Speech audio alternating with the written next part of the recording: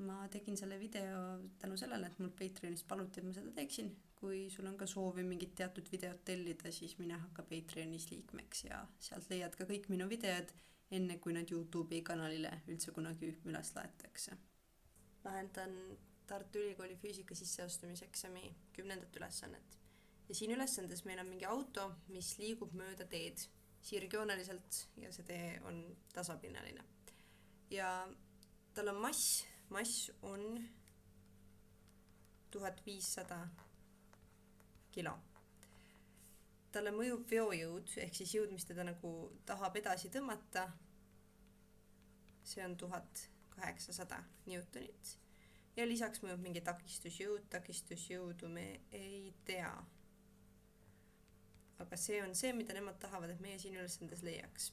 Ja lisaks veel sellele on meile antud kiirendus. Kiirendus A on 0,8 meetrit sekundis ruudus.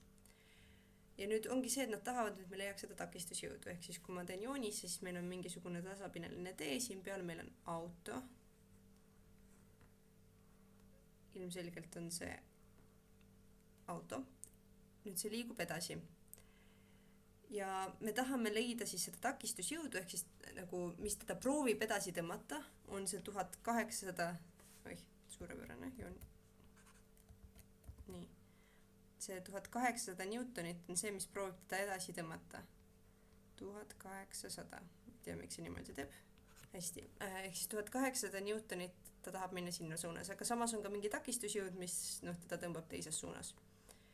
Ehk siis, mis me teame, on ju? Need on need asjad, mis me teame.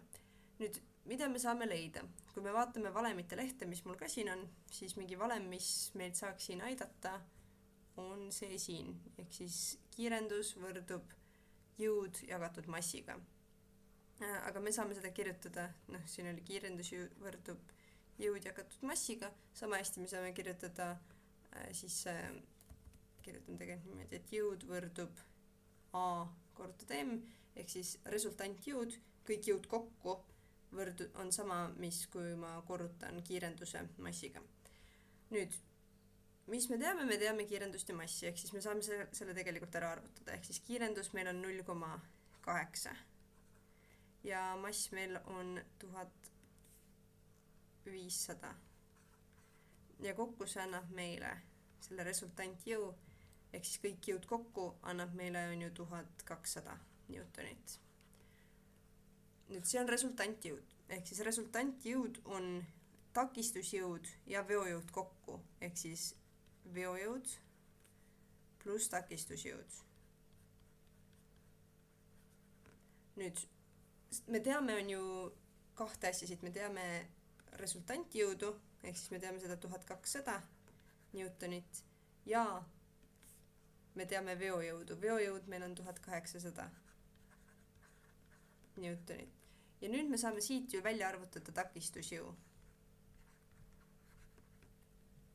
Ehk siis, mis me saame teha, on lihtsalt see, et me kasutame samu suurepärane, jälle ta läks mingi imelikuks. Ehk siis me kasutame samu võtteid, mis me tavaliselt võrrandite lahendamisel kasutame, me viime selle 1800 teisele poole. Ehk siis, mis me saame, on 1200 newtonit miinus 1800 newtonit. Ja see annab meile kokku on ju miinus 600. Ehk siis, mis see tähendab tegelikult, on see, et päriselt sellele autole mõjuv jõud on 1200 newtonit, kõik need jõud kokku. Sellest mootori nagu see soov minna sinna suunas on 1800 newtonit ja takistus on ju see 600. Nüüd, siin ees on miinus, on ju. Mida see meie jaoks tähendab, on lihtsalt see, et see jõud on sinna suunas. Ehk siis, kui me nüüd valime vastust, me ei pea muretsema selle pärast, et siin ei ole miinus ega vastust. Ehk siis, kui mina peaksin sellele küsimusele vastama, ma vastaksin sellele niimoodi. Ma tegin kanalile Discordi lingi leiate video kirjeldusest või YouTube'i kanali kirjeldusest.